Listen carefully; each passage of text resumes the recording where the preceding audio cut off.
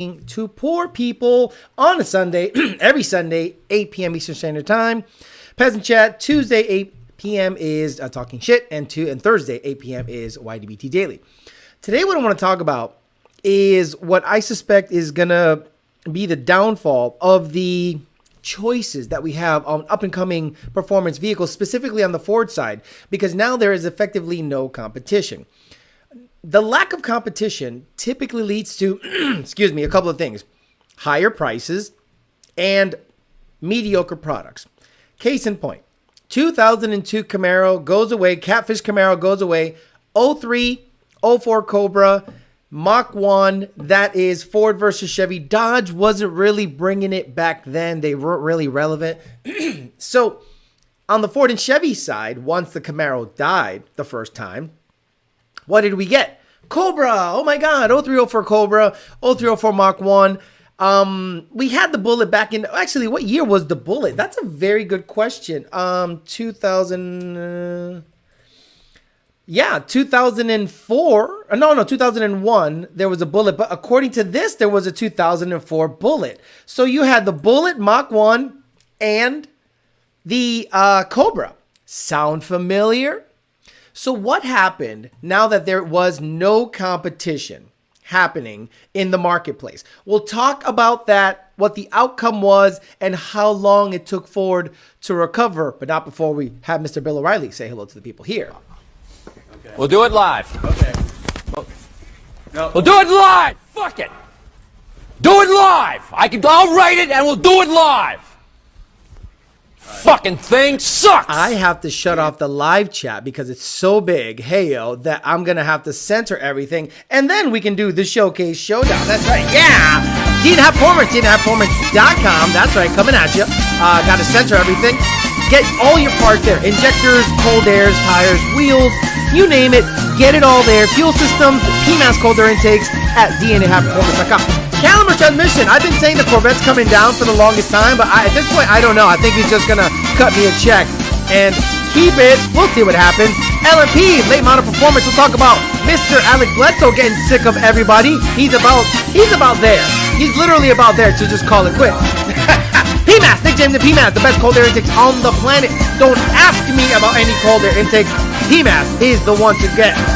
Parts.com, used parts, cranker pallets, transmissions, shells, you name it. Anything used, late model, partsfarm.com, MFP of Australia, MFP, 2-Auto Solution, Ryan down on 2-Auto Solution, and Bellac Performance, Bellac Industries. Bellac are the best wheels if you totally don't sell drugs. Like if you don't sell drugs at all and everything's kosher and you're just an outstanding citizen, Bellac wheels are the ones to get. So we'll say hi to the people here and then let me talk for a little bit and then we'll talk about why I think the market is about to suffer big time because it's missing competition. Andy Ali, Clean 93 GT, 101 RTR, Douche did it, 1320 Mafia, Clint Stroke, John Jones, Nick, I'm Hung Solo, Naldo, Bilavesh, Valley, 10 speed. We got TJ Skorsky, Dixon 225, Slow 99, D-Work Fox, Paul Ponthieu says a free market is essential for competition, growth, lower costs, and better customer service.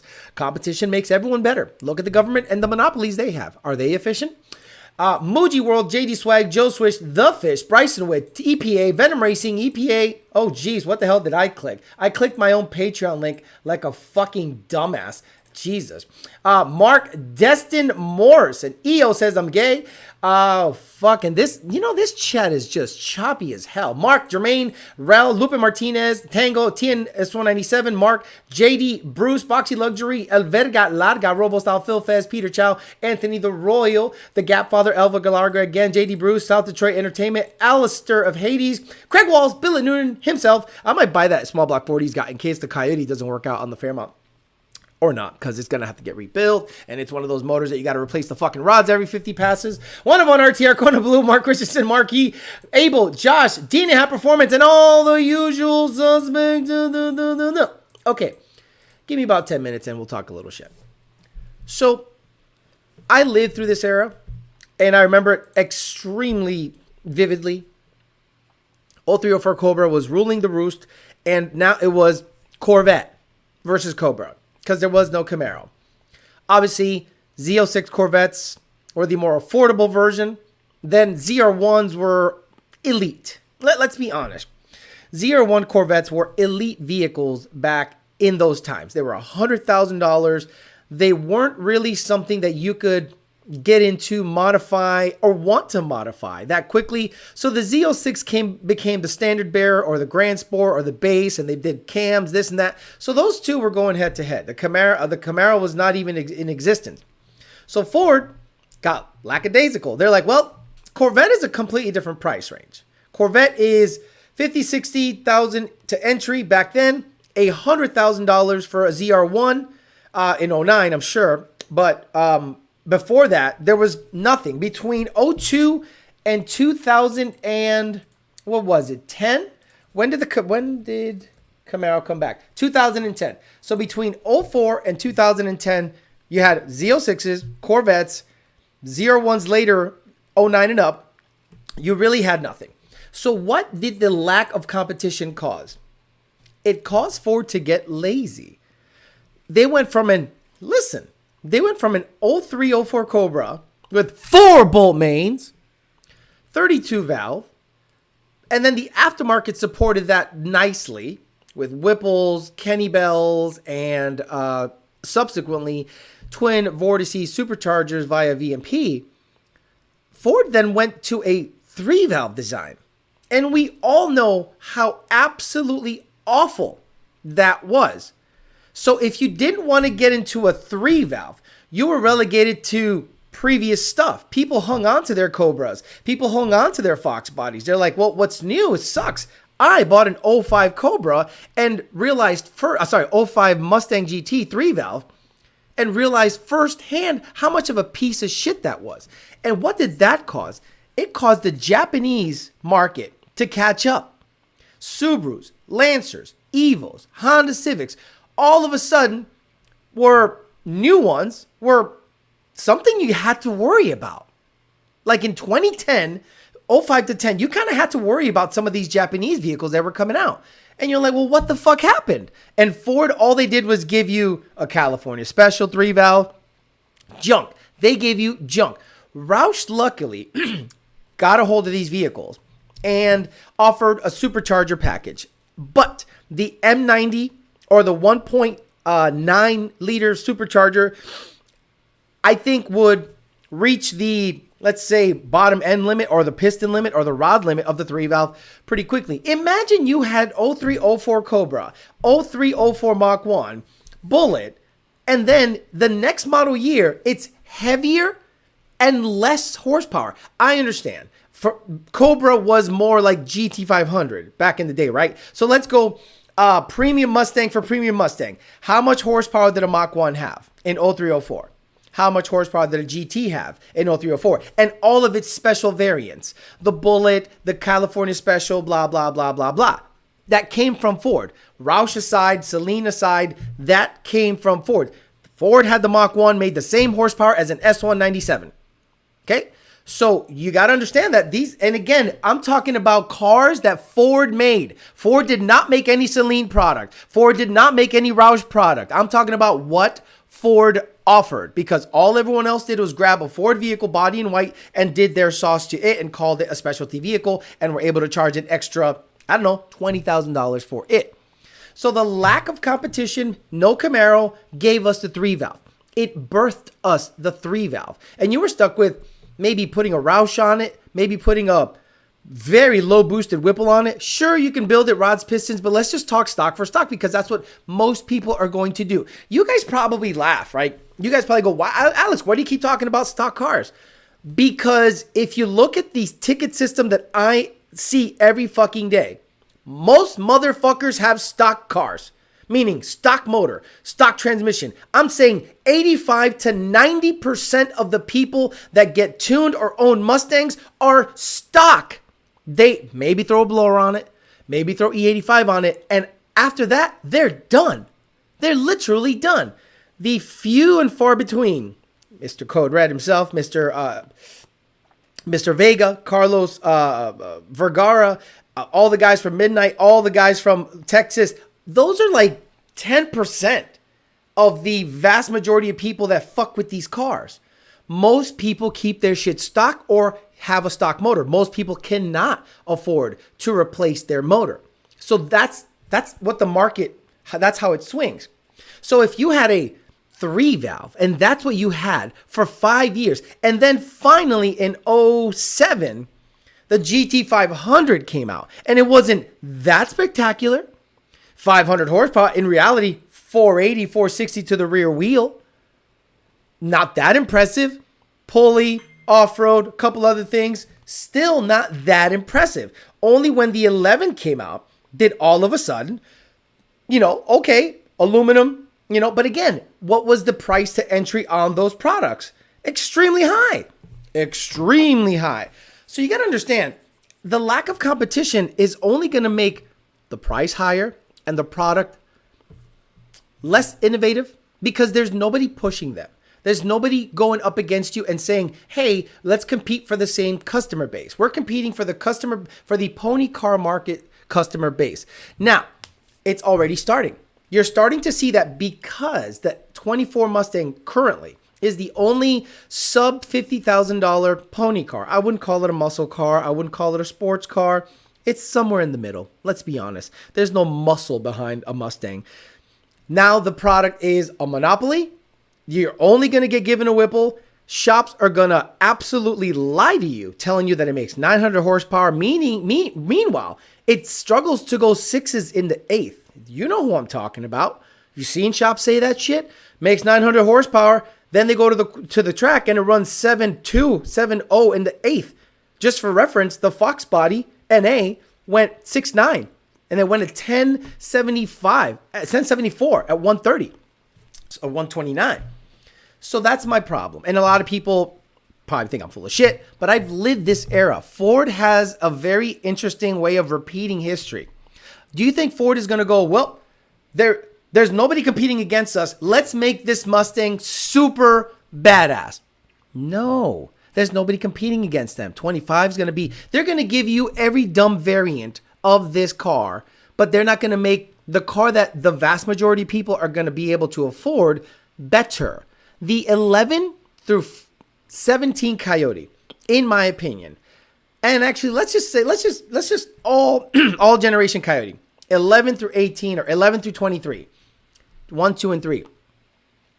No other platform that I know of that is under $50,000. That's the caveat, the price.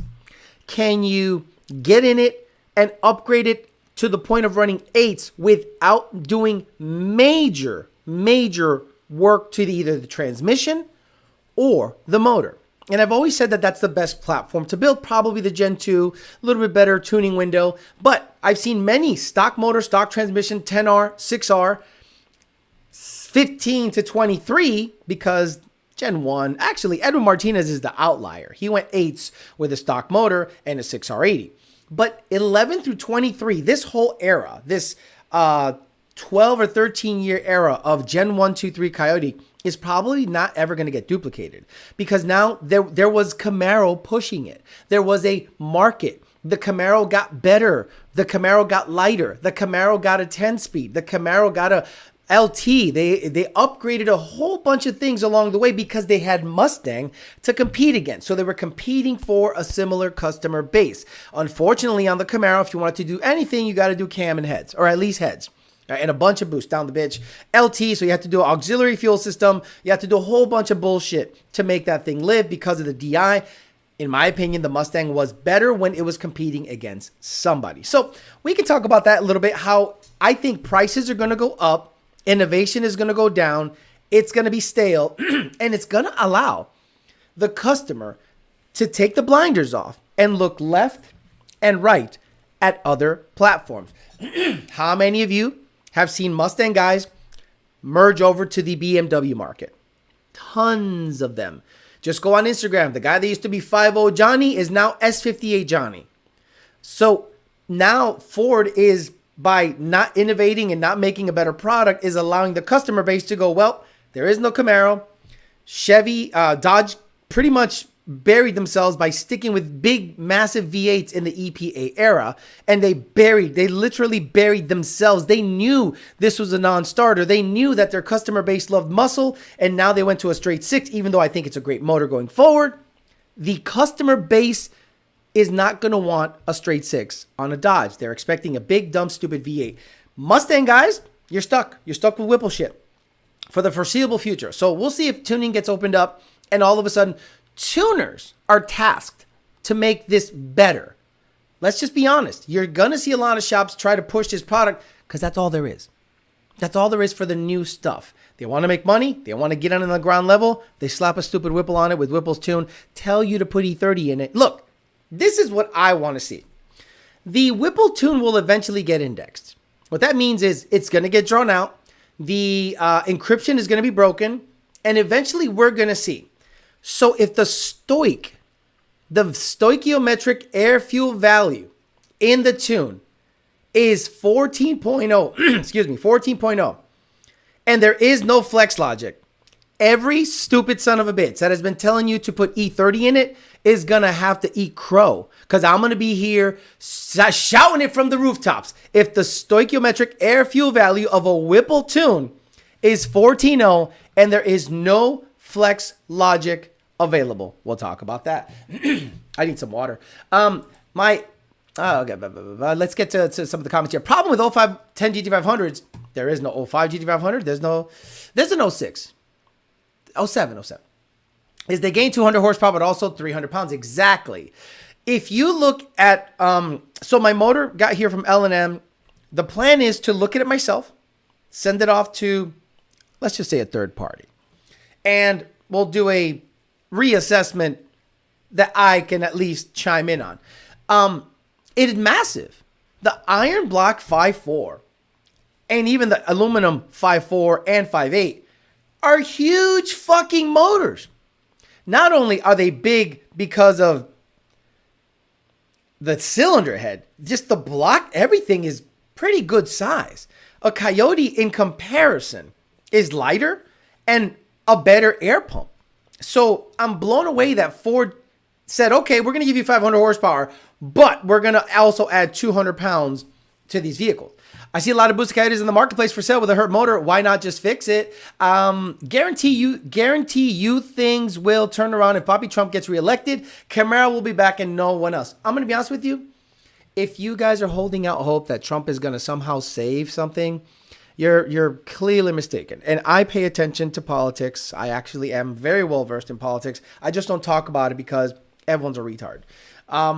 Nikki Haley, right? Nikki Haley hated Trump. Talked that shit about Trump. Talked that shit that he should be president. She endorsed him the other day. So what does that tell you? That tells you that Trump cut a deal. Trump literally wrote the book called The Art of the Deal. So he cut a deal. He cut the deal with the rhino piece of shit side of the Republican Party so he can get elected. And he's not going to get you everything, but he's going to get you the big ones, the closing the border, the deporting all these illegals, But let's be honest. The dude added $6 trillion to the deficit. He's no saint, but he will ease up on the regulations, but he's not going to go in there with a fucking hatchet and just kill the, boom, the FBI, the department. No. Sorry. If you're hoping that he's going to somehow save shit, you're going to be disappointed. Why do Hellcats respond to mods so well? It's a boosted V8. Like, what? This is okay, I forget. This is a peasant chat. This is a peasant chat. This is a peasant chat. Doom Wizard 420, which means he's a fucking podhead, asks, why do Hellcats respond to mods so well? Any boosted car will respond to mods well. Any boosted car, you add boost and E85 and you have a factory inner chiller and the thing just works. I want to buy the new S197 Ultimate Header from your last video, my 05 Coyote swap. Question, do they clear the steering shaft because I don't really want to hit it with a hammer? I don't know. I haven't installed it yet. Hi, Alex. I would like to ask you, what do you think about the centrifugal with torque booster? Is stupid. Every fucking centrifugal application where you then have to get a aftermarket torque booster, buy a different supercharger. I repeat, buy a different supercharger if you want a torque booster on a centrifugal.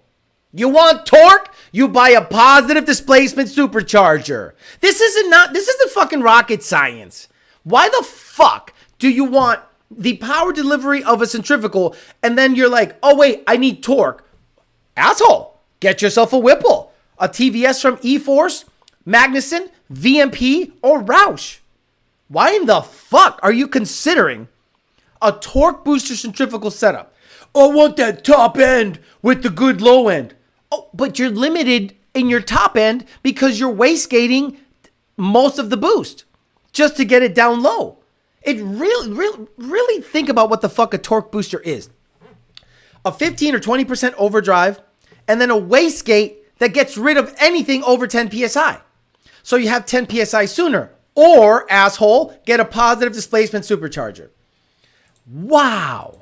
Don't forget the EPA sued Cummins over the defeat devices for multi-million lawsuit and won. EPA has enough money regardless of federal budgets. A Gen 3 Mach and a Gen 350 is exact same other than the intake manifold. Correct. Low end buy a PDSC or TVS. Exactly. I don't even understand. I hear this all the time, and this is the problem with that. Salespeople have zero mechanical sense, zero mechanical ability. All they're going to do is sell shit. I'll be honest with you guys. When I worked as a salesperson in this industry, I could sell you whatever the fuck I wanted. And I could make up some bullshit to make you believe it because you're not educated enough to understand that I'm bullshitting you. So when you go on Facebook and you see, look, there's a reason why the Billy Badass Coyote shops have not necessarily jumped on the Whipple bandwagon.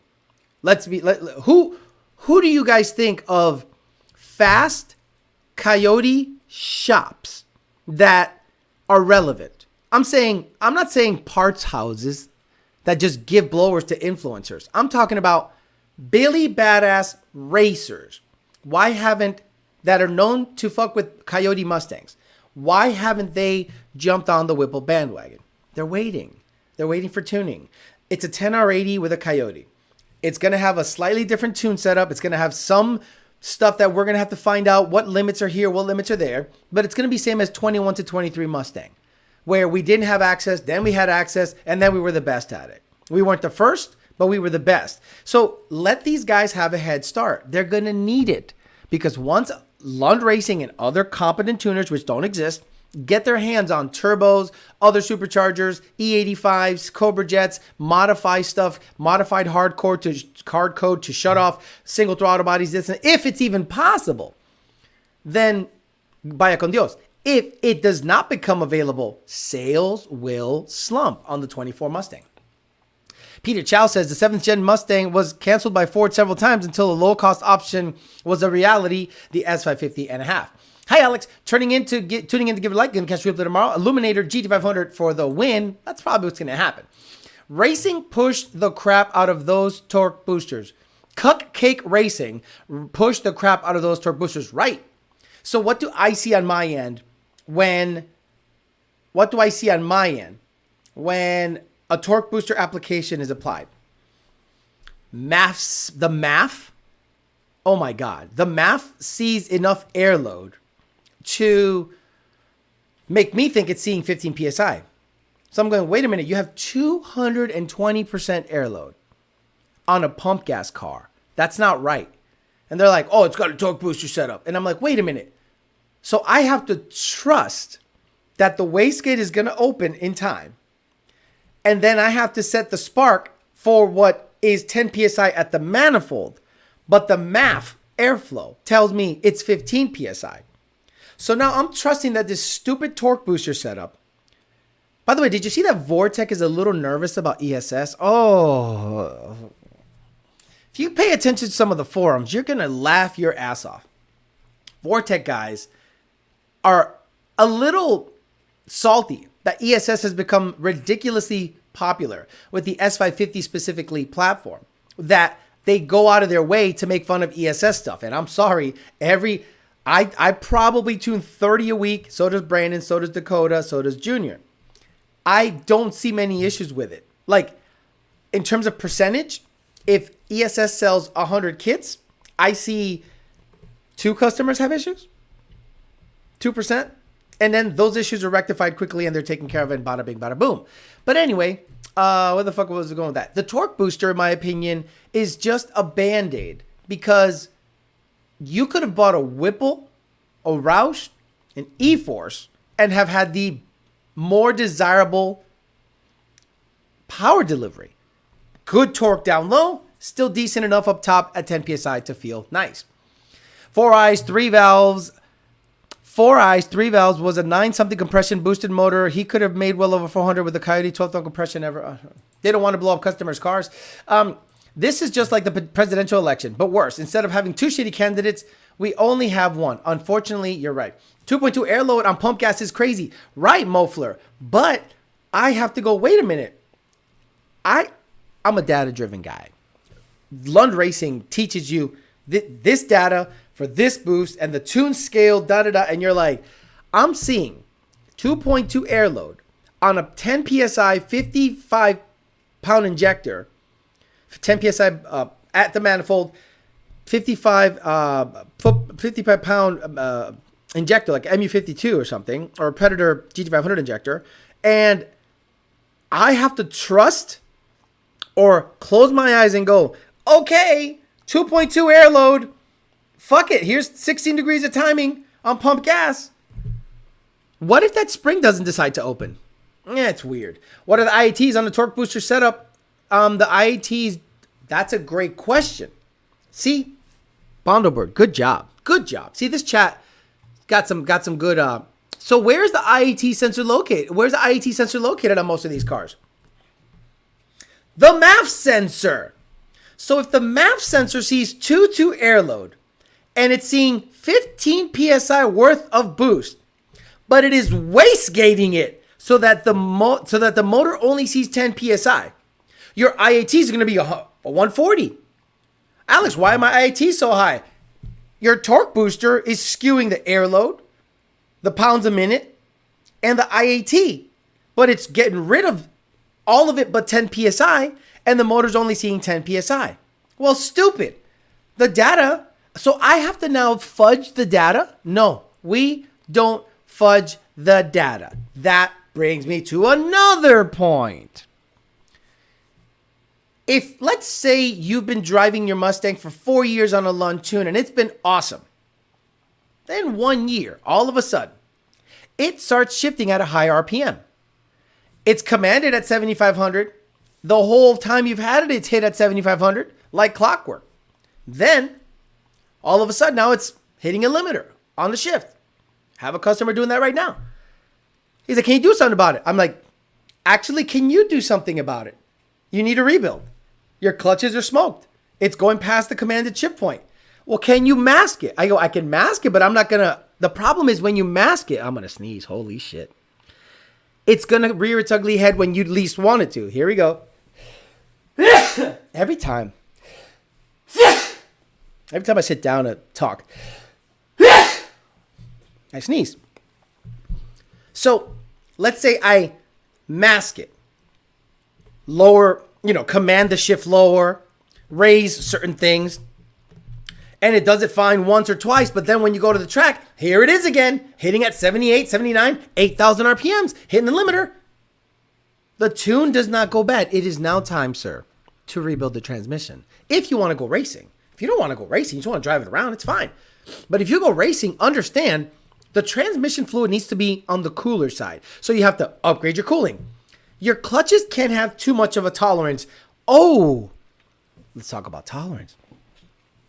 I remember in the 6R80 days, everybody was trying to build these things because everybody wanted to make money. It's just a transmission, just like engine guys go, it's just an engine. Let's get into the Coyote game. Everyone's fucking with it. It's hot right now. It's just a motor. And all these fucking shops that are known to fuck with LS and other things are getting into Coyotes, and the motors fucking suck.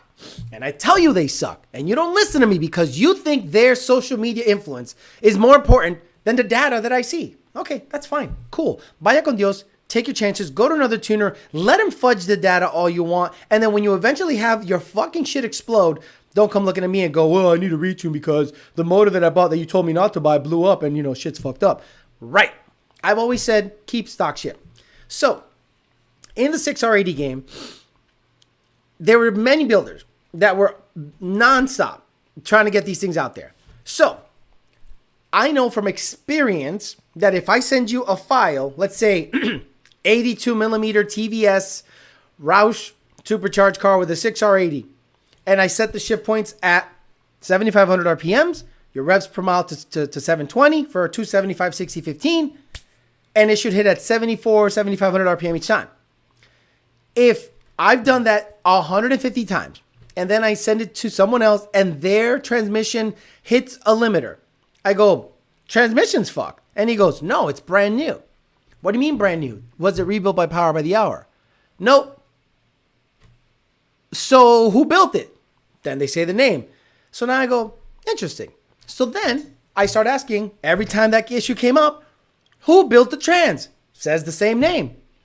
It got to the point, guys, that I had to command the 1-2 shift at like 5,000 RPMs in order for it to make the 1-2 shift.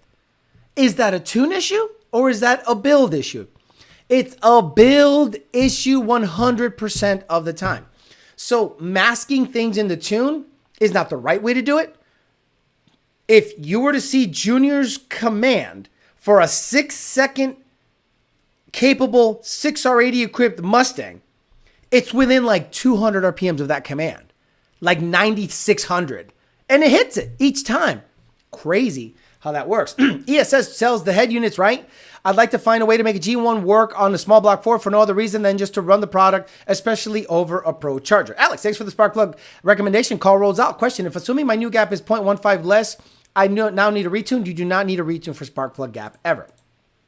Honda Shop's buying TSP Coyotes, laughing my ass off. Junior helped me with my tune on the transmission to master 1-2. It wouldn't cooperate. Sometimes it's sad to see how cheap some creators get sold on bad parts or shops. When we barely installed the kit, trans had clutches and intermediate. The space shuttle was brand new.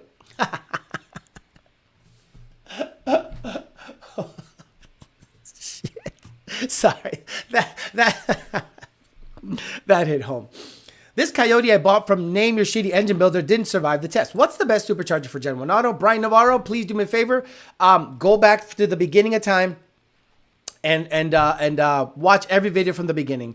These are probably the dumbest questions you could ask on this chat. And I've told you guys many times, it's like asking me what's the best tire for a Gen 1 Mustang. It's so stupid. It's so weird because rebuilding a 10R80 is super easy. It's not rocket science, kind of hard to fuck up. Hater powered, that right there is the attitude that all these other guys have, and they fuck it up. So just because it's easy, okay, hater powered, I want to grab one of your 10R80s. No. 6R80s. Build it. I'm going to remember you said it's super easy. And we're going to see if yours makes the 1-2 shift on a 7,500 shift command. And when it doesn't, I'm going to go do better. It's all about tolerances.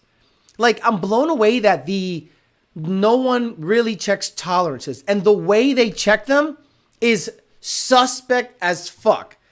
I've watched Jake and Donnie rebuild tons of 6R80s. I'm sitting there through the whole process. And I'm like, oh, this is the step people usually miss. He goes, yep, this is the step people usually miss because they don't learn. They just say, well, tell your tuner to shift it lower. Well, tell your tuner to shift it at 5,000 RPMs.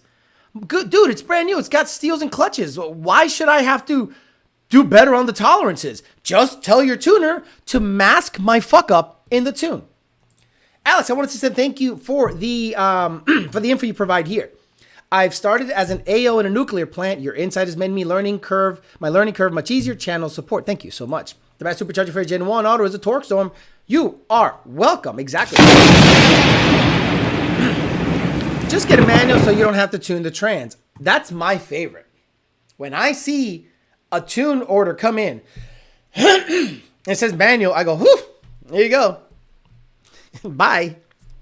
Because it's not up to me anymore. And then when you send me a log and you say, my car's really slow, I go, send me a log. And you take a second and a half between shifts. It ain't my shit. Brandon Jones, have you seen a major difference between 1-inch water lines versus 1 1/4 lines on IIT temp? I'm thinking cry once. Not really. You must check tolerances. How the hell do people expect things to work? Just eyeballing it? No, Yogan. So similar to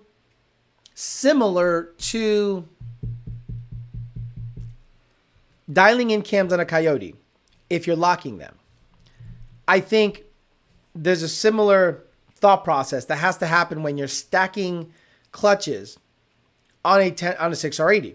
How can you mimic running conditions? You really can't, right?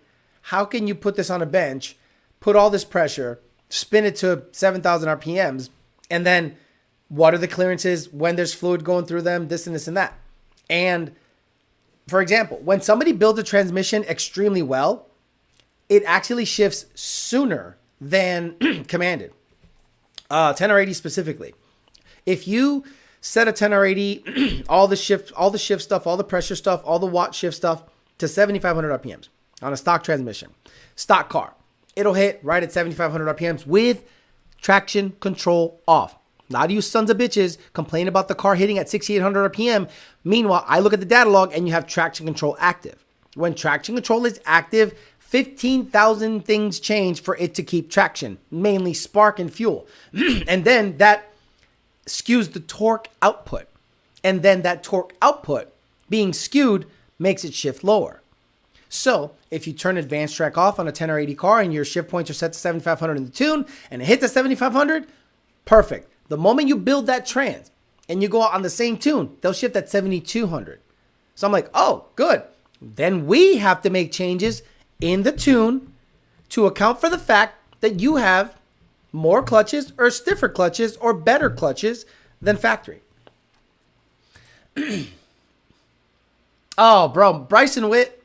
So shout out to you guys that get free parts. See, okay, let's talk about, I don't really want to talk about it, but see, I spent $5,900 on dental, and I have insurance last year, right? Got these, got it all done up. You can't go out there looking sloppy. I'm blown away that there are people out there, YouTubers, which their job is to be on camera, to have visible gingivitis. It's right. I'm looking at it. There it is.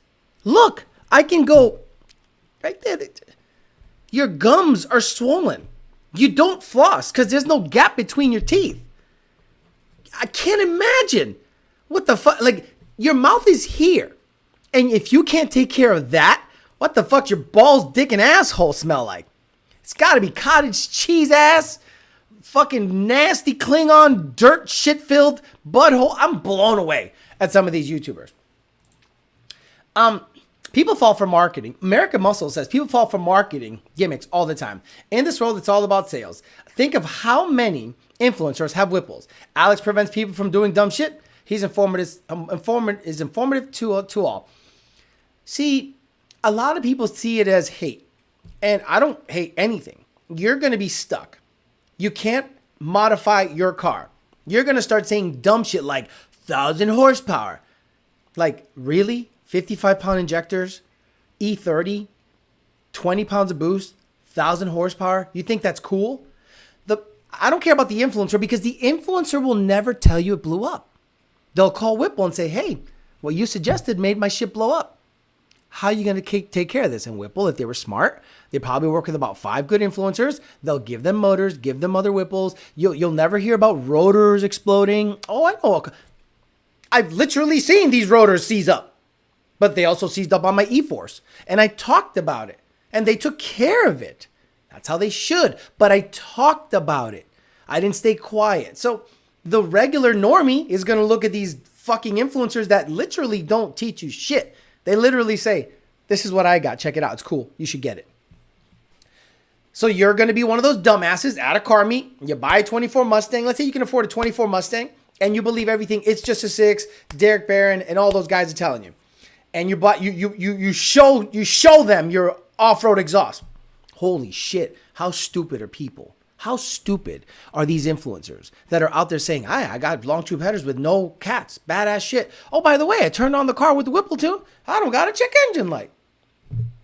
Like, congrats, but you're implicating everybody here. So Let's say you believe them and you do that shit. And all of a sudden, your car does what it's supposed to do. Blow up. And you're like, wait a minute.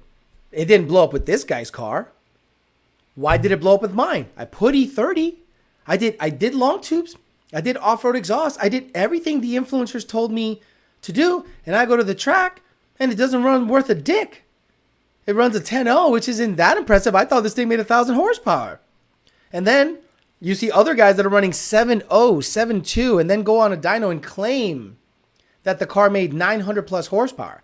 7.0 is a 650 real horsepower car at 4,000 pounds.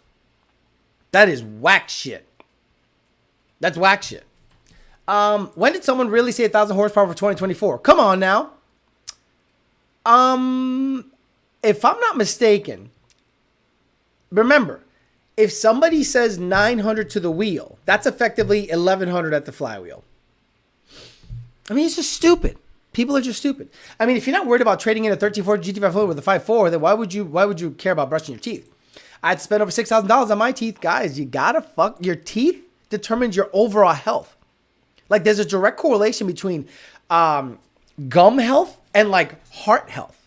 There's like a direct correlation.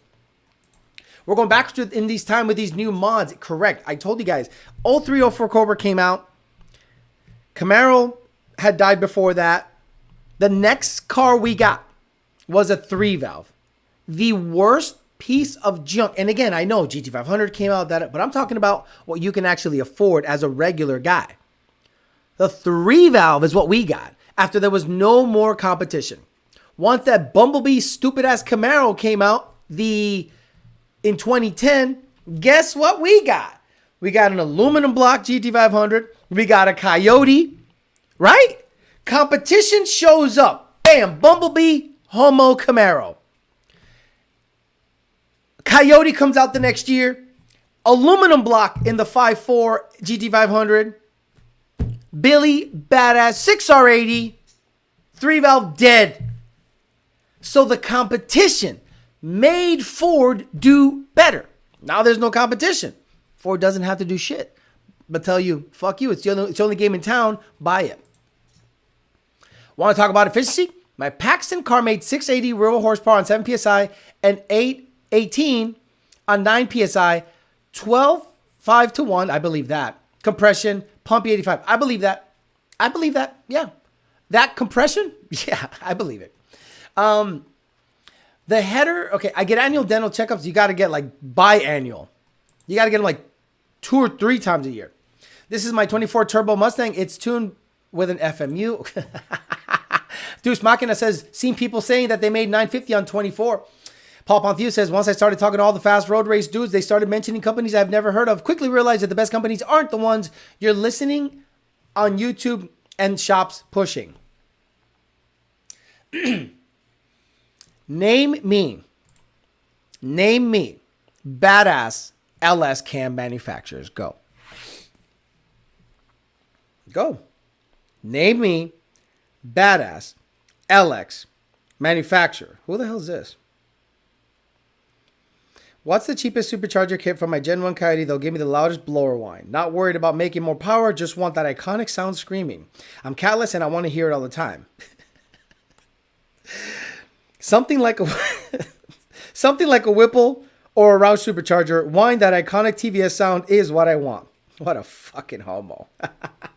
So, what if I was to, oh, there, okay, shit, then you know stuff, BJ. Yeah.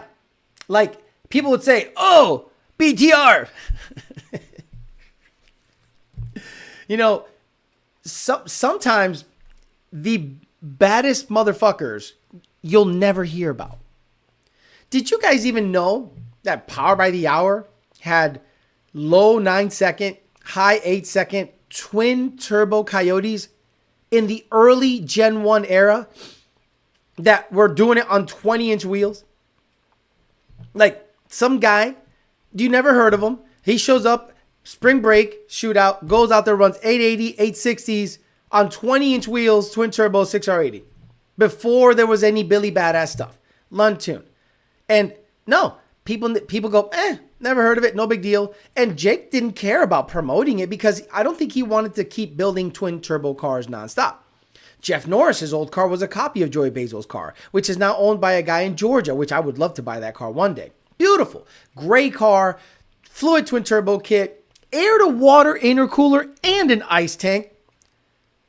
Dude, unreal. Billy badass. It had air to water and a heat exchanger. It was so badass. It had everything you could. It was like a $120,000 build. No one even heard of it. No one has even heard of that car.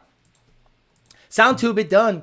BTR, GPI, GP tuning, right? It's like you got to get custom like stuff. And I think someone like Alec Bledsoe uses cam motion, and he gets his own spec to, you know, size up what needs to happen. You know, he doesn't get off the shelf stuff. He doesn't believe in off the shelf stuff. He'll say, okay, what do we got going on? What do we got with the heads? What do we got with the goals? What do we got for pulley size? And what are we going to do?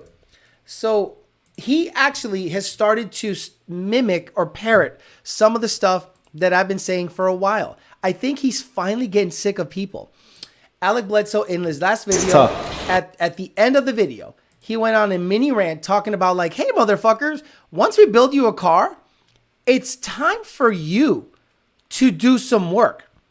His face looks like he's sick of it all. But listen to him for a little bit here. He dropped some knowledge on people because it's true. Once you build a car, you hand it off to somebody. They expect you to hand feed them, hand provide, spoon feed, everything. No, motherfucker. It's up to you now to make it go. Okay. We just have so many of these coming on and off of here. I don't even remember. I know we're bad with videos anymore. Yeah. God, we're just so fucking busy. It's tough. It's tough. But I will say, I want to make a public service announcement about something. We've been doing a lot of cars lately. And, you know, a lot of people watch our videos that come here. And, for example, this guy, I'm just throwing this guy as an example. It's nothing to do with him at all. But say if he comes in here, he gets the work done, he goes to the racetrack. People have been calling lately saying, why is my car slow? Why is it only going this? Well, I got a good saying. We build the tank, we don't fight the war. So what that means is we give you something that we say it can go high nines, for example. That means it's not going to come out of here going 990 immediately. You're going to have the right tire. You're going to have to launch it right. What RPM? What tire? That's the problem. What's the best supercharger for a Gen 1, 6, or 80? You need the traction control off. You need to be in the right mode when shifting. There's a lot of variables that go into it. I'm not driving the car, so it's hard for me to, like, a lot of times I get logs back and the blade's shutting on the fucking starting line because stable track's not off, and it's just a mess. So I just want to encourage everyone out there that comes and get their car, you can't just go to the track immediately hoping to go something. You know, our job is to modify the car, tune it, and get it back to you. That's the problem with running a shop, see? And Jake reached this conclusion back in, I want to say 2017 or so. Jake goes, this is whack shit. He would literally have to take days off, go to a track with a fucking squid that doesn't know shit. Could you imagine? You have to babysit this guy that's a millionaire, doesn't know a goddamn thing. And the shop owner has to log it, tell him where to launch it. Like, the amount of guys that I saw Jake have to babysit was absolutely mind-blowing to me. So I think Jake would see me go to the track and I'm dolo. I don't go with nobody, right? And I would try stuff. Jake is not really familiar with bias ply stuff. So when I would go with my black Mustang to the track and I'm slipping the clutch, he's like, why don't you dump the clutch? I'm like, you don't dump the clutch on a fucking, with a non-slipper device on a drag radial. You'll break everything. I said, but with a bias ply, you want tire spin. So then I go ahead, put a bias ply on there, and I go from going 10.9, 10.7 to 10.3, 10.2. And he's like, by myself, adjusting shocks, adjusting air pressures, watching video back. So I'm blown away that some people, let's say, for example, let's say if I had enough money to say, Alec Bledsoe, I want you to deliver me a 900 rear wheel horsepower ZR1. It's going to go from Ben Calmer to your shop. This is what I want. Intercooler, meth kit, cam, heads, fuel system. It's probably $20,000 that I don't have. So no thank you. But let's say I do that. If I can't run 9.5 in that setup, I have failed myself. But unfortunately, there are people here that are constantly wanting to know what's the best this for this. The moment you say what's the best, I already know that you don't know what the fuck you're talking about. No offense. What is the case use? Alex, I want to go drag racing. I want to stay on pump gas. I have a 6R80 car and I want to do minimal suspension mods. What do you think is the best supercharger setup for me to be within that guideline? Oh, pump gas? Yep. TVS. You get a Roush or a VMP, 82 millimeter pulley, 2.3 liter TVS, stock converter. You're going to be able to go 1090, 1080 with a stock fuel system, 55 pound injectors, and a booster pump. And you can drive it from here to California and back on the same tune you race with. I need specifics. What do you mean I have to buy $10, 10 a gallon race E85? My wife lost to some dork in a V6 Camaro because she left my truck in two-wheel drive and the TCS on. I told her she loses again, I'm going to serve her divorce papers. I have no clue why my car runs and it's been done since 2016. Jake was tired of people calling his car a Stang and thought they knew everything. Oh, thank you. You see that guy? Some guy on my chats, or not my chats, but my channel. I've been into my Mustang game. I've been in Stangs. I've been into Stangs for decades. The fact that you said Stangs tells me everything I need to know about you, fucking clown. Dolo's the only way to go. Full tank of 87, dirty street tires, no resonator delete. You're telling me if I put a Whipple supercharger sticker on the side of my car, I'm not going to run 7th? Alex, how's the 69mm VMP throttle body? Yes, they still have a 50% failure rate. If I have 10 VMP throttle bodies on a bench, half will fail. I'm not talking shit. I'm simply talking facts. Yep, the customer has to do their part and put in the work and familiarize themselves with the track and the car. Experience and seat time cannot be bought. Ignacio says, what's good, fellow Amory? We were 99% of LMP's comments. I like it. Can lunges delete advanced traction? I know other things can be, but thanks to the Fun Patrol E people. Brandon Jones. So let's talk about that. When Track Attack crashed,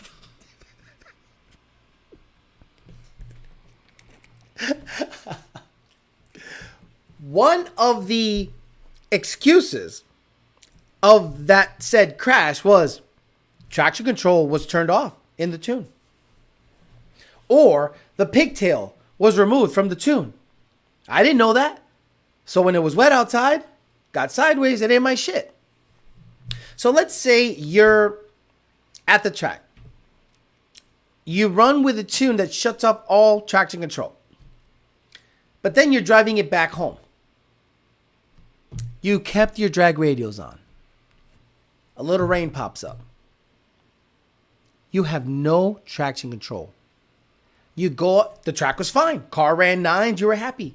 Drove it back home, hit a patch of, wet road, whoosh, off into the weeds, no advanced track, no nothing, no stability track, no nothing. You're in the weeds, your car is totaled. That opens the door for liability. Lund send me a tune that shuts off traction control. Well, yeah. You left it on. So, how many times have you seen a guy crash his car at the track and then try to get away by saying that a drunk driver hit it? Oh, there's no video of my car hitting a wall at, New England Dragway? Cool. I'm going to try to write it off on insurance. Oh, my motor blew up because it was supercharged? I'm going to try to put it back to stock to warranty the motor. Humans are filth. Humans are the worst things on the planet. So that's how they operate. So what's going to happen if you have a tune that shuts off total traction control? Everything's cool at the track, but you're driving home chilling. Didn't want to flash it back to the other tune. Slip off the side of the road and crash your shit and total it. You're going to try to sue the tuner. So for liability reasons, I personally would never send you that tune. And if I did, I would have a disclaimer stating that if your stupid ass crashes on this tune because you're driving back from the track and hit a patch of wet road, it ain't our shit. Saw my first Burble tune clapped Honda at the gas station, almost drove to the ground when he left. Thought I was getting shot at. If you think Burble tunes are cool, we can't be friends. Builder, can you just drive the car for me? Didn't I have to drive the car for somebody and it gained like a couple of tenths? I forget. Oh, yeah. The truck. The VMP truck. The VMP truck was at a streetcar takeover in Orlando. I'm like, dude, it's an automatic truck. Just fucking put it to the fucking wood. It's going to do what it does. Oh, I'm not real comfortable doing it. If it's not in the rain to get you, if it's not the rain that gets you, it'll be the bear. Alex, what do you think about 3.8 Whipple on a Raptor on pump gas?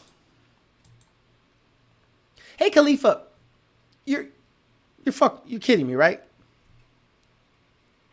What do you think about a 4.5 liter Whipple on a GT500 on pump gas? Khalifa al Suwaidi.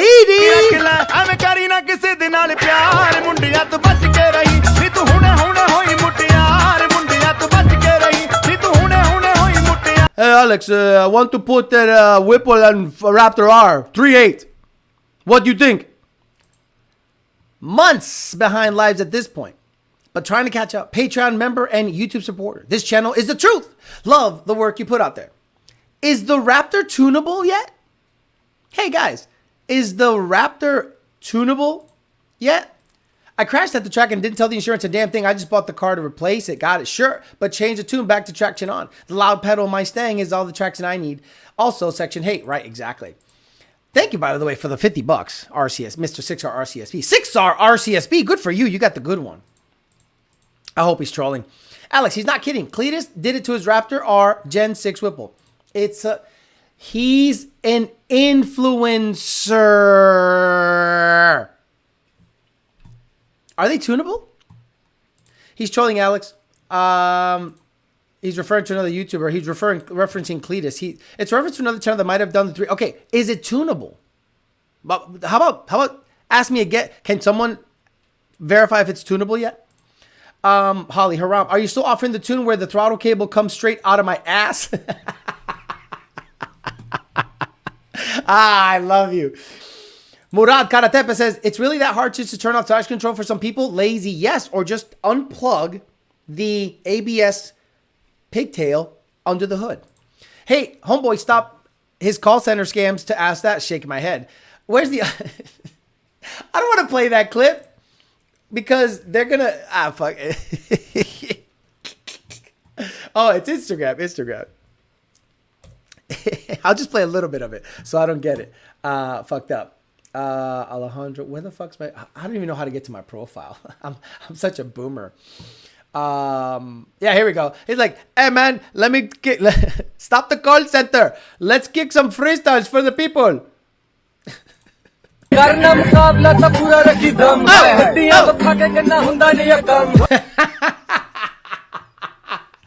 man, we're gonna get out of the call center for this one.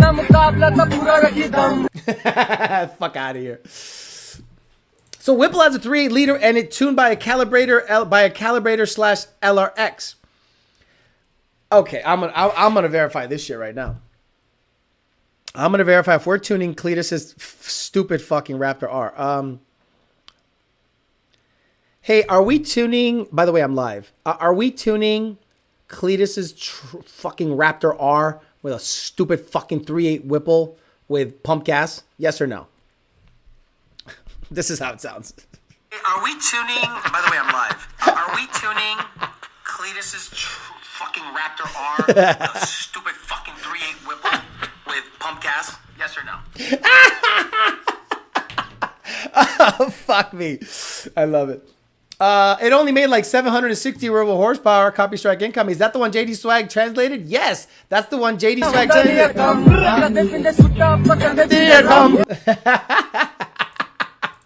Wait, so that Gmail. Let me look up JD Swag. Sent me the translation for that. Let me see.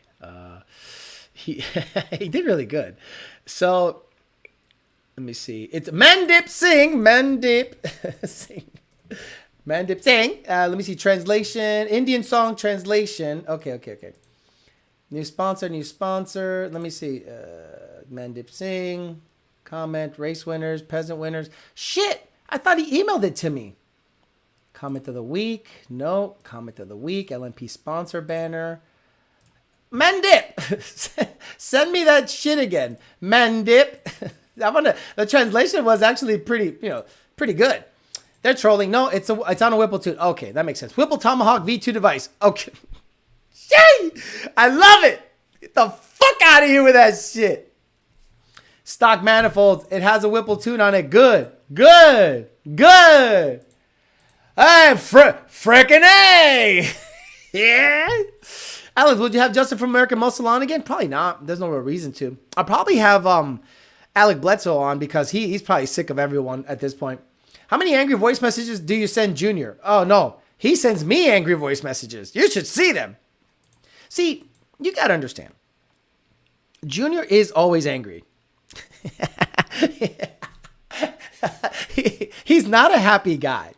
He might seem happy. He might smile at you and go, inside he's going, you're a fucking homo and you're just a piece of shit and fuck off. But he doesn't come across as mean, but he's pretty mean. Not to us. I just know the guy pretty well. And he has an evil laugh. And you could tell that when he gets on a rant. The other day, he started arguing with an engine builder online. I'm like, Junior, who are you? Why are you doing shit I would do? You're literally having a war of words with somebody on Facebook. And by the way, Junior was right. Said person was claiming that certain cams on Coyotes were too big of a profile to control with VCT. So Junior's ears went boop, perked up. What? We tune Predator cams. That's a big profile. We tune Com cams H3s. That's a big profile. We tune GT250 cams. We tune a lot of cams. So Junior simply asked the question, what do you consider too big of a profile to control with VCT? And the guy never answered the question, ever.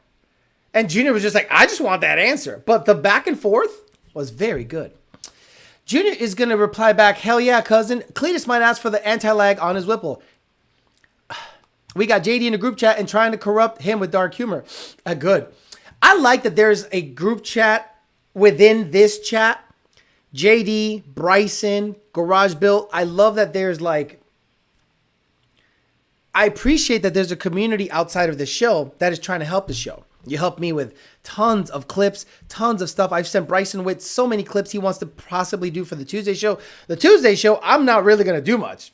I'm just going to maybe, hopefully, talk about clips, talk about the history of the show, maybe reference some stuff, but I'm not going to go all out. No way. I want to celebrate it more than work my ass off to remind you where the show came from. Check. Just sent to you. Okay, cool. Let me see. Is it email, though? Mandip.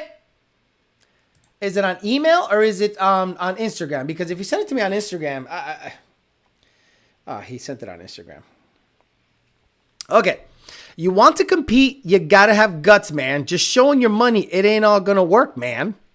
Sometimes smoke a joint, sometimes drink rum, man. Sometimes smoke a joint, sometimes drink rum, man. Oh, so the part where he goes, he says rum at the end. No, he. I'm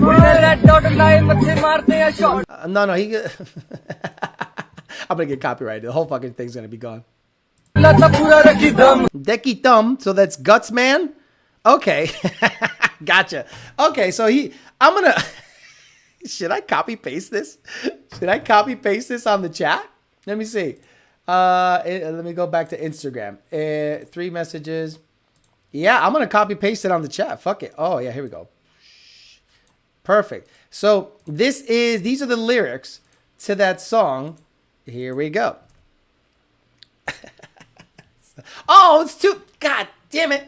I ran out of characters. Fuck it. Ran out of characters. Too bad. Fuck it. First chat, apologies. I might be stupid. Looking at Coyote F-150s. Saw 2018 Shelby F-150. Shelby F-150 with a Roush supercharger instead? Is there a merit to doing this? Wait, Shelby and Roush don't have a relationship. Shelby F-150s have Whipples on them.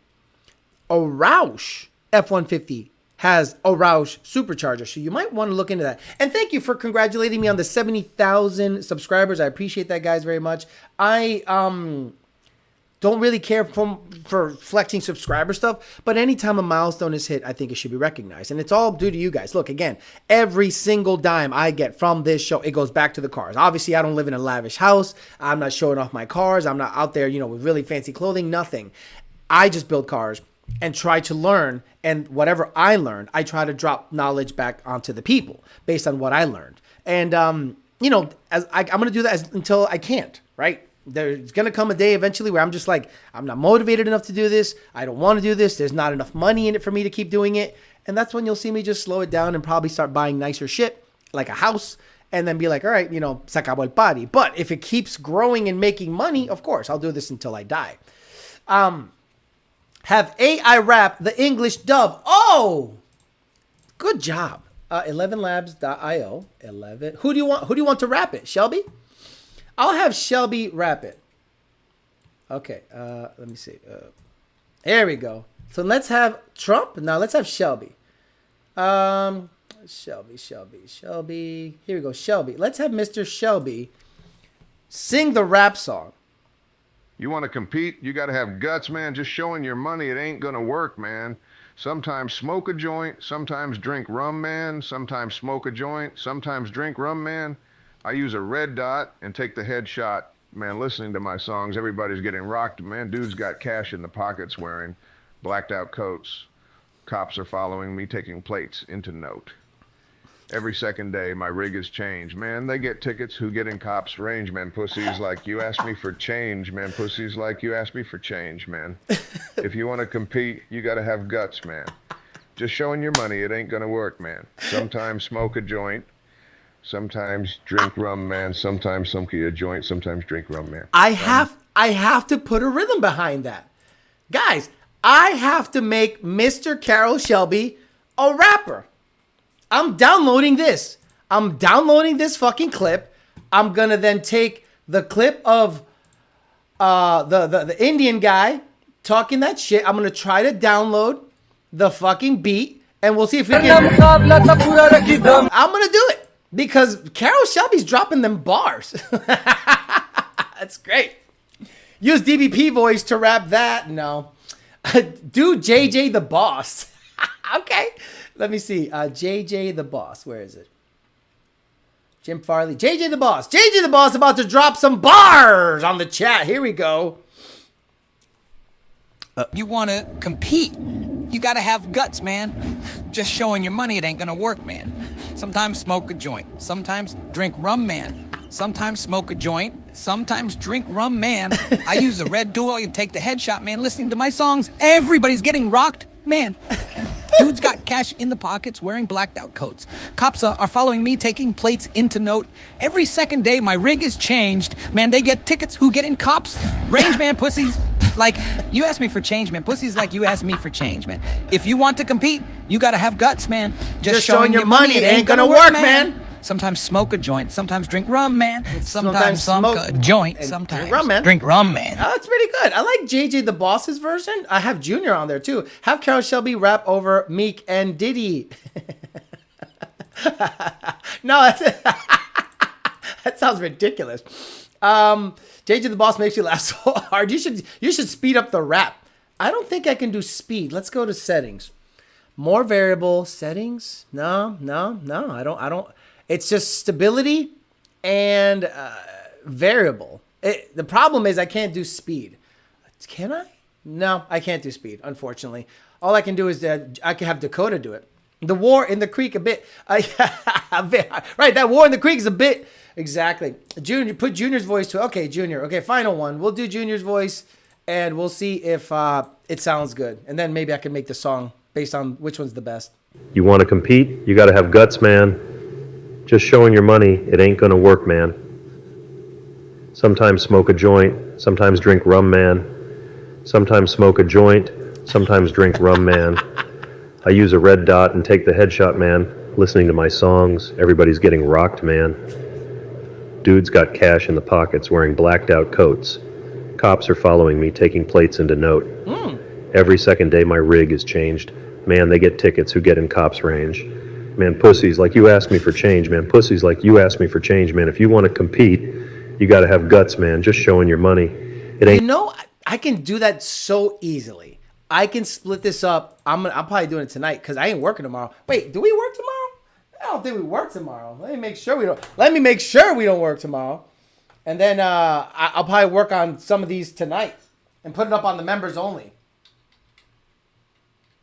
Let me see. Outlook. Where's Outlook? I want to make sure we don't work tomorrow because then I can work tonight and bring you guys some raps for the members, some videos, and send them up there. Calendar. I know we might not work. I just want to make sure because I don't want to be like, I don't know. It's 27. You would think it didn't say nothing. It doesn't say nothing, so I want to make sure. I want to make sure. No, Lund posted that you guys are off. Okay, thank God. Sheesh, because I'm telling you, I'd be the idiot, tuning for 3 hours. Sounds like partly motivational talk. Exactly. Shelby singing Lil Red's Charger Hellcat Relax. By the way, last live there was no Diddy clip. That can't happen. Again.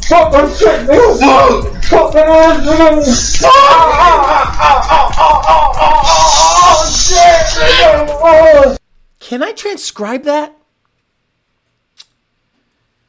See, I wonder if I can take Shelby's voice and do that. That needs I need to pay a subscription service for that. No, thank you. Junior sounds like an intro to a Nirvana album. Junior sounds like the sad boy rap music. Junior sounds like a man beaten down by life. That's the most accurate description of Junior there is. A man beaten down by life. He's just I think Junior's just sick and tired of the industry, to be honest with you, just like I am. But he has more to lose. He has a family. He has a family, his wife, 3 kids, the whole 9 yards, and a legacy. And the future looks,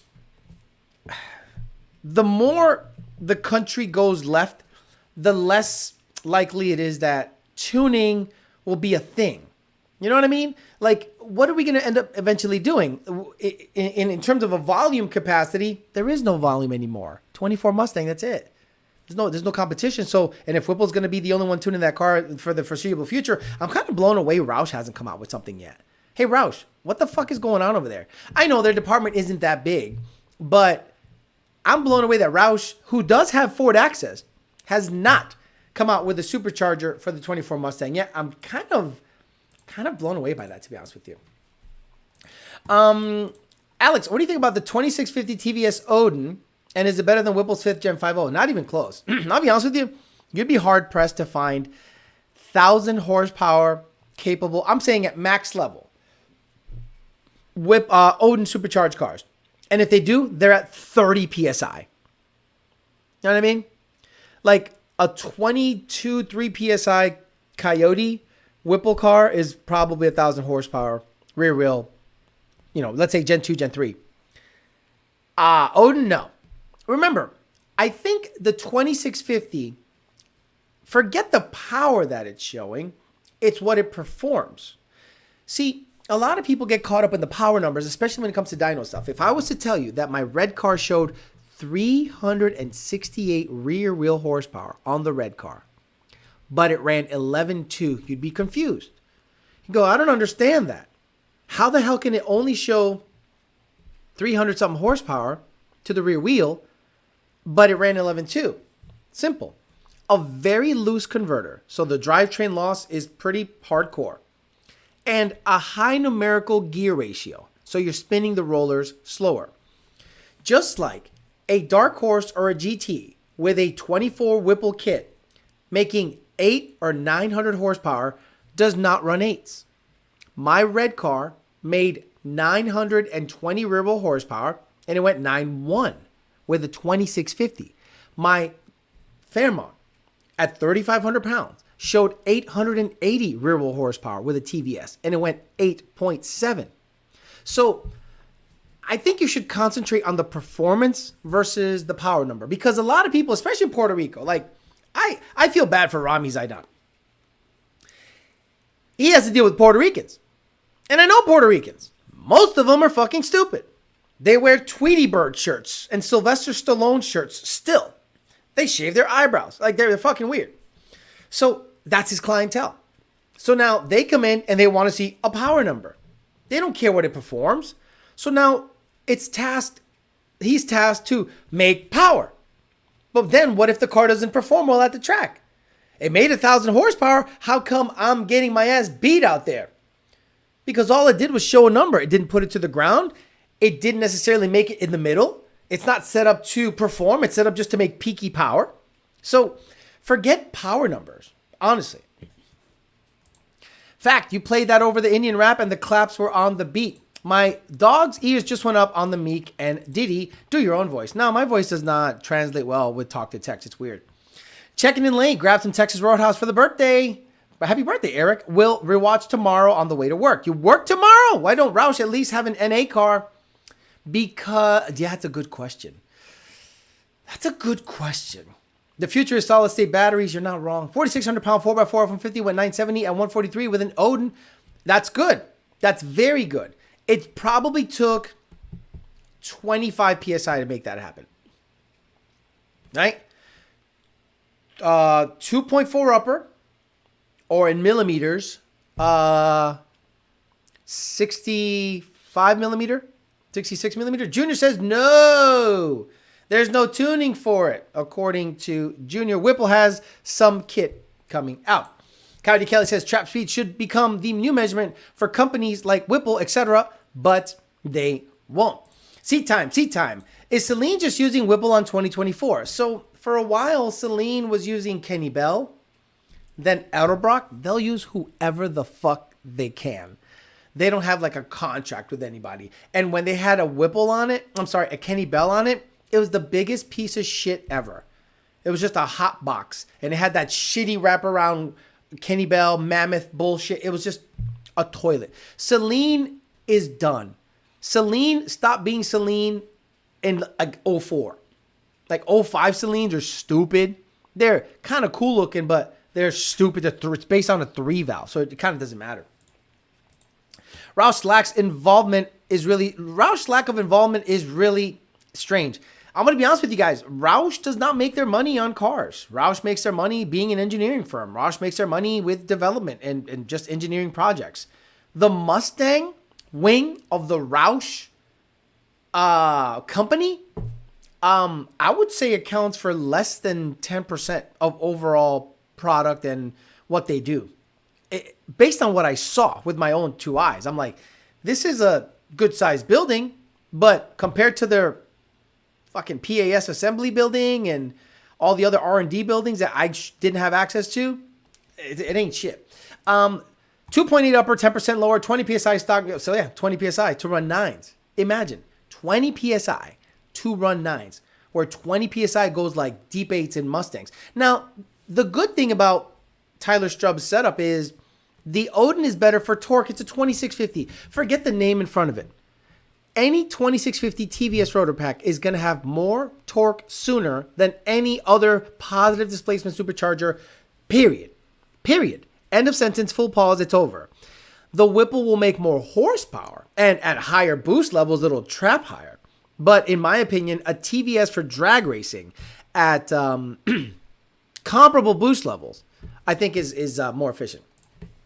Celine is going to use On 3 pretty soon with their financial situation. You're not wrong. Celine is now the lowest standard and a body kit. Isn't the standard S281 basically a GT with a body kit? Does look good though. Good for you, says Nat Jew. I went to a car show with a Celine showing off their car and they didn't even know how to open the hood. There's a lot of people that don't even understand trap speed. Lots of S650 crowd were saying that it only ran 7.0 because it was spinning. I said, yeah, it only trapped 105. If a car traps 105 in the 8th, it's not spinning. It's not making power. Did you know that when cars spin, they actually trap higher in terms of mile an hour when they spin? I'm saying you stay in it and it's kind of hazing the tire the whole way. It'll trap a higher mile an hour. It's kind of weird because when it hooks, it traps a lower mile an hour, but it has a quicker ET. Weird how that works. Roush is probably like, yeah, we already did an S550. The Gen 3 blower that was totally great for Coca-Cola probably killed the Ford relationship. Alex, what do you choose in a 700 to 800 horsepower range? 2.3 or Whipple 3.0? Oh, 2.3 all day. Guys, it's not even close. And Whipple could talk this shit all day. Not even close. Performance, a 3.0 versus a 2.3. Oh, wait, 2.3. Sorry. Shit, no. I thought you meant 2650. The 3.0 should not be compared to the 2.3. The 2.9 Whipple should be compared to the 2.3. The Gen 2 forward-facing throttle body Whipple supercharger, the Gen 2 front feed, and the Gen 3 front feed should be compared to the 2.3, and the 2.3 mops the fucking floor with them. But once you step up to the 3.0, you got to compare it to the 2650. Hey, Alex, is there a car you regret selling to this day? No, not really. Every car that I sold allowed me to move up, whether it be a house. I sold 2 cars to buy 2 houses when I was in my 20s. And I found no pleasure in owning a home. Owning a home is a lot of work. Anything happens, it's on you. Toilet overflows, it's on you. Pipes burst, it's on you. Roof gets fucked up, it's on you. So it wasn't something I wanted. I never wanted a family of my own. It's not what I wanted. I'm like, no, I just want to kind of fuck with cars and just do cool shit. And that's what I wanted to do. So every car that I sold set me up in a better position for the future. I sold my Notch, got a house. Actually, I sold my Notch, I did get my second house.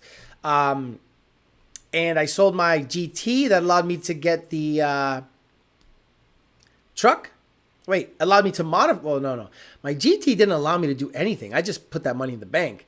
But then the Notch being sold, I bought the gray 13. No, I don't regret selling any car. To me, they're just cars. To me, they're not something that I fall in love with. To me, they're assets. To me, this is basically a business. Actually, it's a nonprofit. That's what this is. It's actually a nonprofit because I make no money on this. It just goes right to the cars. So I don't regret selling any car because I don't see cars as an emotional thing. Now, the only car that I want that would probably be an emotional buy, because I did that mistake with the GT500.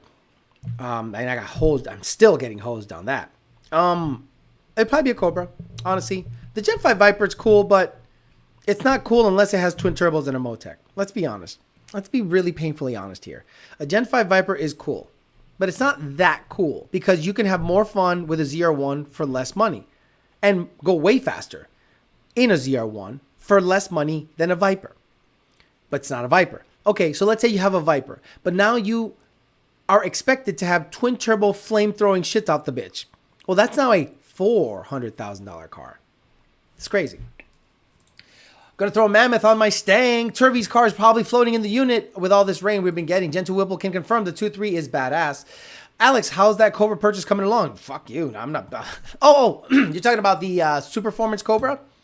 I'm not in a position to do that right now. If I do buy a Cobra, it'll be, my Shelby will be gone. My 13 GT will be gone. If there's any bit of regret, it probably would have been the black car. Well, the black car was interesting. So that was the first car I bought new ever. Paid it off and sold it. So I was just sitting around with 20 grand in my pocket going this is weird. It's weird to have this money. Now when you come across that money, you're not as amazed, but you're you remember when you got your first big chunk of change. But remember, at that time, I was working for VMP, so I was making no fucking money. I was broke. Broke. Saltine cracker broke. Those guys don't fucking pay. They just don't fucking pay. Even if you go out of your way to work really hard, I'm going to be honest with you guys. I'm a hard worker. I'm a worker bee. But if I see my employer not recognizing that I'm a worker bee, I'm going to give you only what I owe. I'm going to give you 40.0 hours. Because if I'm busting my ass, doing all this stuff, and it is not being appreciated or recognized by giving me more money, then the extra stuff goes away. And I start looking for other jobs. And I give you 40.0 hours. And once I gave them 40.0 hours, it was over. Oh, you didn't move up here. No shit, I didn't move up here. It's fucking New Smyrna. There's nothing up there, bro. No, it's not Tristan Jackson. No, it's not. A head cam Viper is as quick as a head cam ZR1. So, no. It was a very tough decision to make a couple of weeks ago, letting in my pristine Gen 1. It was just sitting there. I got so tired and I traded it for a car I've been waiting for a very long time. If it ain't a Viper, unless it's making 2,000. Exactly. Like, Vipers are cool if you see them going down the road and they're quiet. Like a TA I think is cool. ACR is ridiculous. It's like one of my friends says, it's full taco. Just dumb. But a TA Viper to me would be cool. Like a white one or a black one. They make them. I don't like the orange ones. I think they're stupid. But like a black or white one, that'd be cool. But if it don't fucking make 2,000 horsepower and has a sequential in it, don't matter. Don't lie, Alex. You regret selling the 3-valve? No, I was so relieved when I sold the 3-valve. It was like I dated a girl for a little bit, and I contemplated dumping her, but I'm like, man, she's gonna be in a fucked up position if I let her go because she's gonna be homeless. You know, she's living with me and this and that. But then I said, yeah, no, I don't care. Fuck it. Hey, you gotta go. I'll give you some time to get your shit straight, but this ain't working. So she stayed for another like 3 weeks, and then she dipped out and she stole my table. A table that I bought with my money, she stole. And I was like, good riddance. That's how it felt getting rid of the 3-valve. Same for the worker bee thing. I worked a shitload of weekends and then caught grief from my boss when I asked for time off. A Gen 5 Viper is a mid to low 11-second car at 130-ish. Everyone will call it slow. He's right. It's a slow car. I would love a 98 Viper. Ew. Brother, ew. Why the fuck would you get a 98 Viper? Why don't you just get a fucking square body Chevy? Piece of shit. Shitty ride. Fuck all that. They're great looking cars though. Blue, white, Gen 2 GTS especially. No, thank you. You'll regret selling the 6.8 liter Mustang when you get it. GTS coupe. I like how you guys are like, oh, Viper. GTS Vipers drive like Cobras. Cobras are a luxury car compared to older Vipers. They are awful. All they try to do is kill you. If that ain't the epitome of a woman's entitlement, I don't know what that is. Dude, she saw it on Facebook Marketplace. I, with my truck, no, her truck. So maybe that's why. But I bought it. I paid for the gas. I paid for everything. And then I'm like, all right. And then she left in like the middle of the day one time. And I was like, oh, I came home and I was like, oh, she's gone. This is awesome. Wait, what had happened? Was I working for Lund? Yeah, I was working for Lund. And I came home and everything was gone. And I was like, okay, cool. That's pretty sweet. We write it down, Alex. Get that table back. Exactly. Hulk Hogan Viper. The old Viper kind of looks like a stretch Miata. Yeah, they do drive shitty. Guys, you really think an old Viper? Gen 1 Viper. You wouldn't catch me dead in this piece of shit, bro. Are you crazy?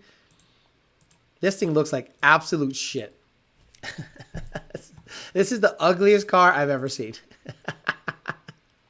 This is okay, but it's not badass. It's okay. It's just like really look at it, guys. Like this is awful. But a Gen 5 Viper, you know, that's just totally different. Bitch looks. Okay, come on, stop it. Yeah, I mean, come on. It's orange though.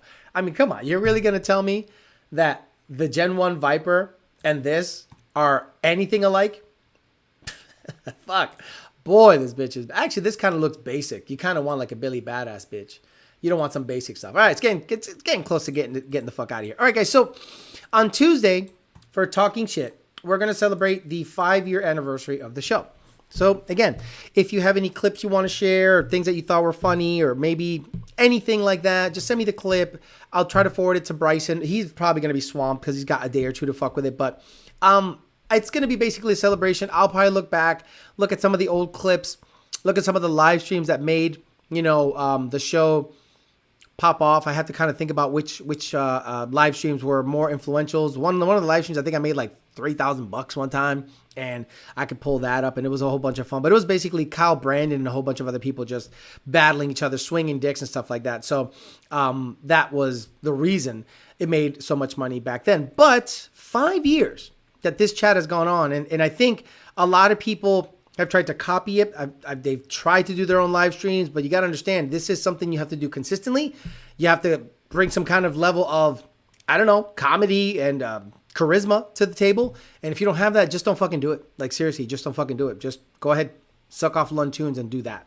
That's probably the best thing you should do. But again, we'll be celebrating the 5-year anniversary coming up on Tuesday for Talking Shit Tuesday. Thank you very much for hanging out with me for the Peasant Chat. Today we talked about why competition eventually is just going to raise prices and give you just shitty products, because a monopoly and lack of competition gave us the 3-valve, and we don't want anything like that being repeated ever in history. All right, guys, have a good rest of your night. Happy Memorial Day. Thank you for your service, for everyone that served in the armed forces. I will see you guys on Tuesday for Talking Shit Tuesday. Have a good rest of your night. See you later. Bye.